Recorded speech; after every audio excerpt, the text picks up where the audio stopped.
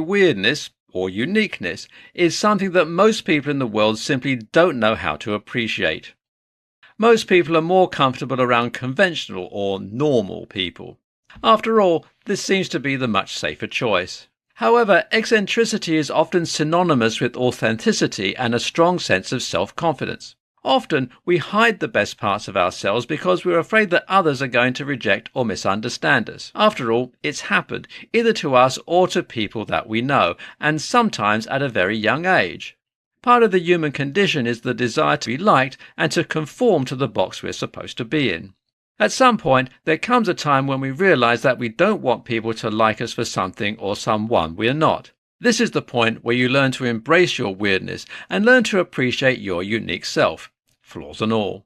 In this presentation, we'll provide you with 10 inspiration quotes for and by weird people that will encourage you to be yourself, no matter how weird you may seem to others. In nature, nothing is perfect. Trees can be contorted, bent in weird ways, and they're still beautiful. Alice Walker. Be weird, be random, be who you are, because you never know who would love the person you hide. Unknown. There's no such thing as a weird human being. It's just that some people require more understanding than others. Tom Robbins. I'd rather be weird and happy than normal and miserable. Suzanne Colasanti. I don't see myself as weird. I just see myself as honest. Tori Amos. I like weird people. The black sheep, the odd ducks, the rejects, the eccentrics, the loners, the lost and forgotten. More often than not, these people have the most beautiful souls. Unknown. I am convinced that the only people worthy of consideration in this world are the unusual ones. For the common folks are like the leaves of a tree and live and die unnoticed. L. Frank Baum. I think everyone's weird. We should all celebrate our individuality and not be embarrassed or ashamed of it. Johnny Depp. All forms of madness, bizarre habits, awkwardness in society, general clumsiness are justified in the person who creates good art. Roman Payne.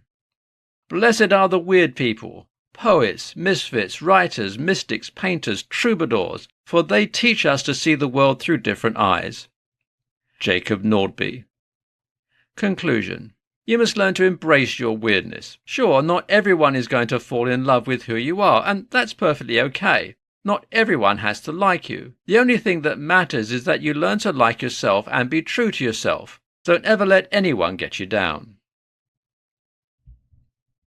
Debunking 5 common myths about weirdness. There are 5 self-beliefs that have an impact on your performance. If you ever find yourself thinking or believing any of these, be careful. On the other hand, if you do hold any of these beliefs, you can be optimistic because beliefs can be changed. In this presentation, we're going to debunk 5 common myths about weirdness. This will help you become aware of what needs to change and understand how your behavior is influenced by your motives.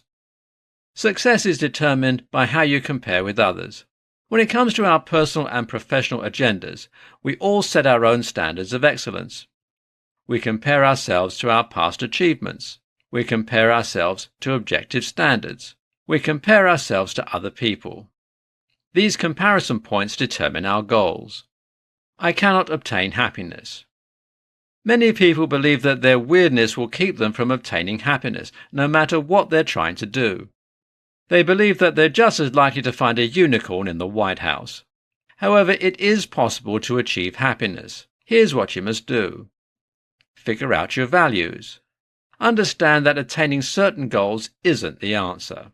I'm not in control of the world. According to Carol Dweck, a psychologist, we have one of 2 primary viewpoints that affect how we interact with the world.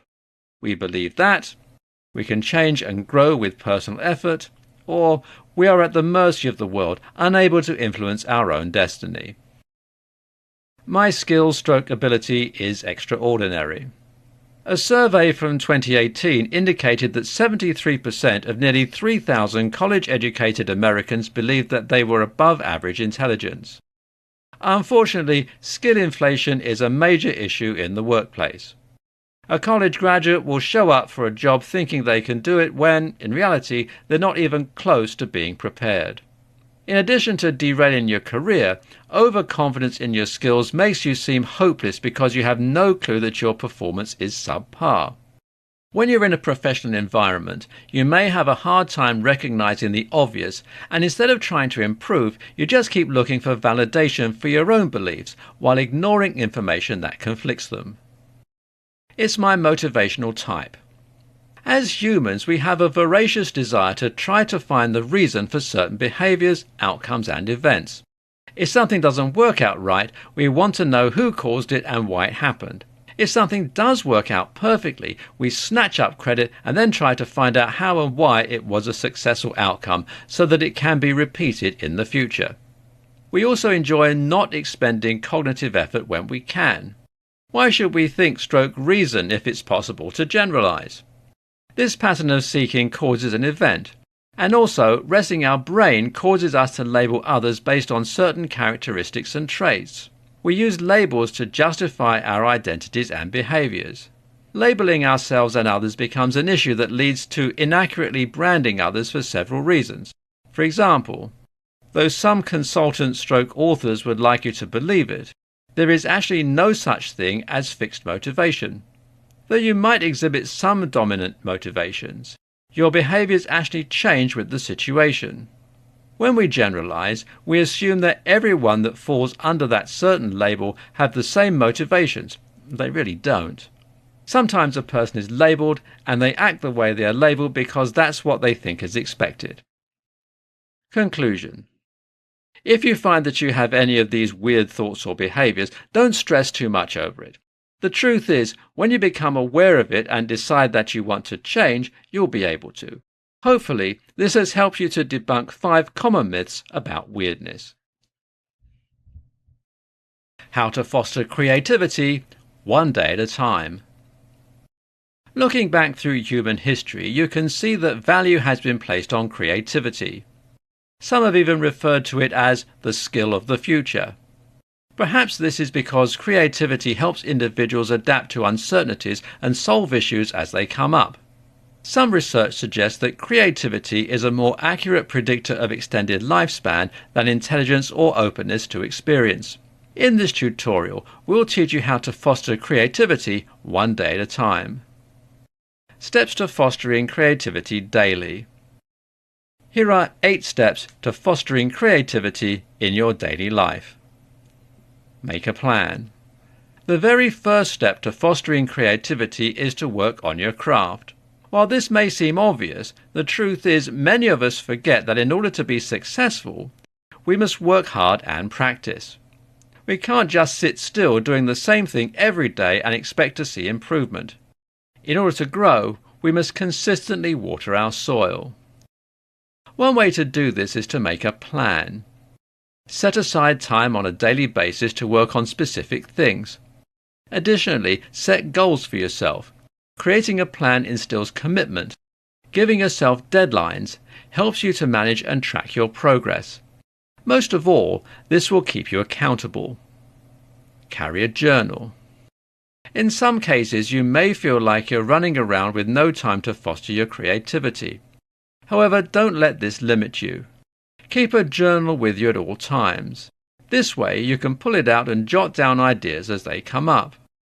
This will help you spark your creativity when you have time to work on it. Establish a notes section on your phone or computer. If you're like most people, you use your phone and/or your computer to check your messages, answer emails, check social media, interact with clients, surf the internet and more. One of the best and most convenient ways to record your ideas is to use a notes app on your phone or computer. Unplug. Instead of mindlessly surfing the internet, binge watching a favourite show on Netflix or scrolling through social media, spend that time being creative. If you'll use this time 1 to 2 days a week, you'll find that you actually do have more time to be creative. Work on something different. Sometimes you may get stuck in a rut, and the best way to get out of that rut is to find something new and different to work on. When you set aside time to pursue something different than your normal creative activities, You may surprise yourself, open up new ideas or processes, and maybe even feel more inspired to get back to what you're familiar with. Wake up early. Believe it or not, waking up just 30 minutes early can change your entire day. This will actually help you have way more time than you usually do. Plus, you'll begin the day by getting your creative work taken care of. This helps eliminate any stress you have trying to get it done at the end of the day when you're exhausted or uninspired. Taking care of creative work early in the day will help you start in a more positive way. When you make waking up early part of your routine, creativity will feel like a normal part of the day instead of an obligation. Create an inspirational space. If you find something that inspires you, email the link to yourself or pin it to your Pinterest board or bookmark it. This will ensure that you don't forget about it and you can find it again in the future. Plus, it will give you a list of inspirational content in the future when you find yourself stuck. Embrace the mess. The truth is, everything you create is not going to be a headline-worthy piece.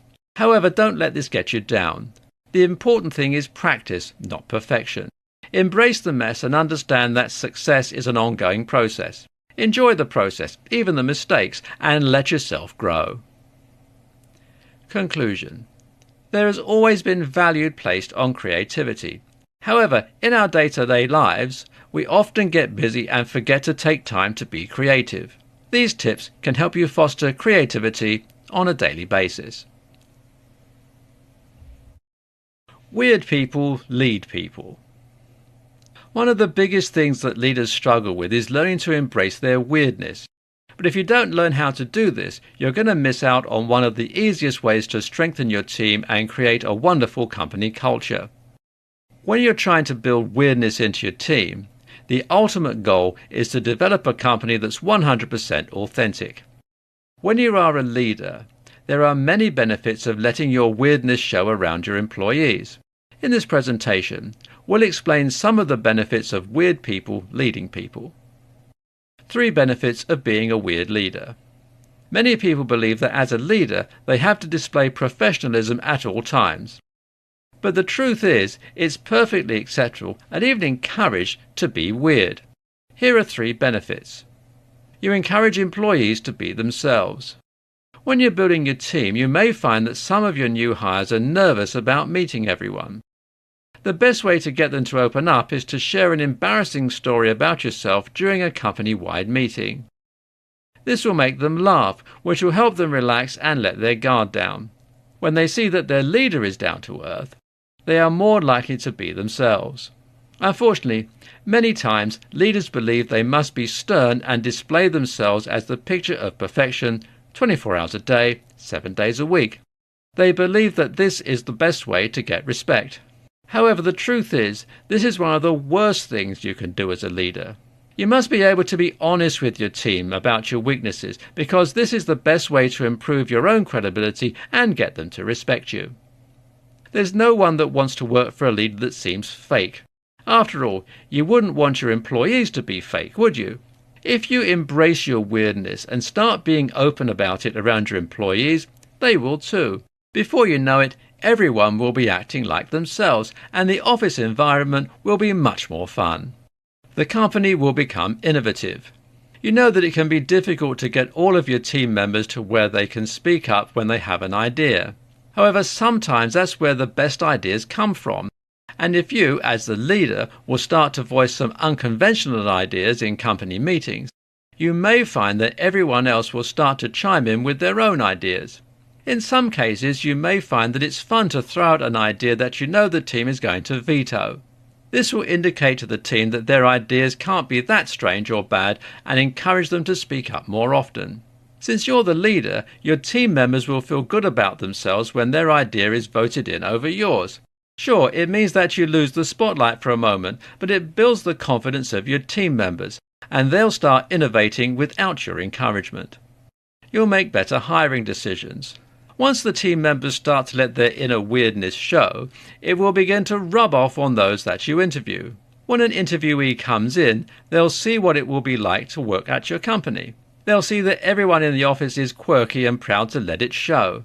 In some cases, you may have interviewees that are not looking for that type of environment. You don't want those people anyway.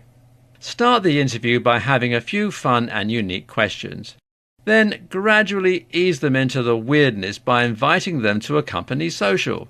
At the social, be authentic and share some embarrassing stories about yourself. When this is over, you and the applicant will know whether or not they're a good fit. Conclusion.